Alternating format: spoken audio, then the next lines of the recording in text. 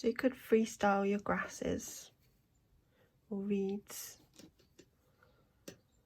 or you could actually use your trace. So I'm going to show you how it is when you try and freestyle something like this sort of background, and then you can paint your dragonfly on top. So I'm using the thick and thin brush technique.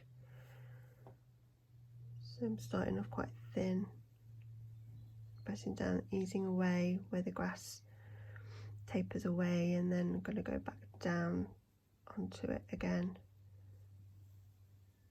And I'm going to ease away at the top. I'm going to add a little dot of a second colour in, so I can just sort of bleed into the top there. And I'm going to leave that one, clean the brush, and then try for a grass or reed coming in the opposite direction. So start quite thick.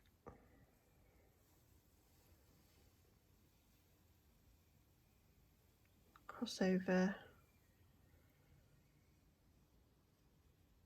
let that drift off there, and you've got a nice thickness of colour there. And see what that's like when it dries, and if it's drying a bit light, you can always go back into that.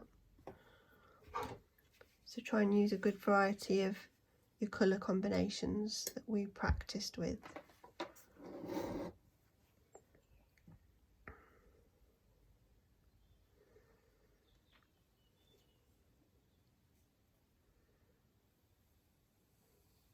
So some of these reeds are quite straight, others bend. The paler ones will look like they're going into the distance. They're all crossing over each other. So if something's particularly pale, you can add something darker over the top.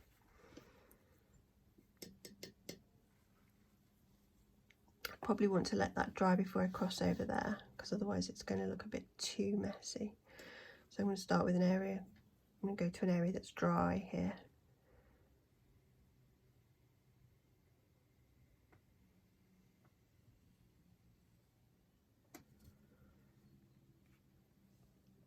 And so on, just keep going until you've built up that good reed background, something that the dragonfly can sit on. And don't forget to enhance some of those colours by just tipping your brush into a second colour and allowing that colour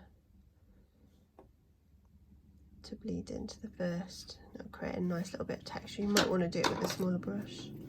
You feel a bit more confident to do it with a smaller brush.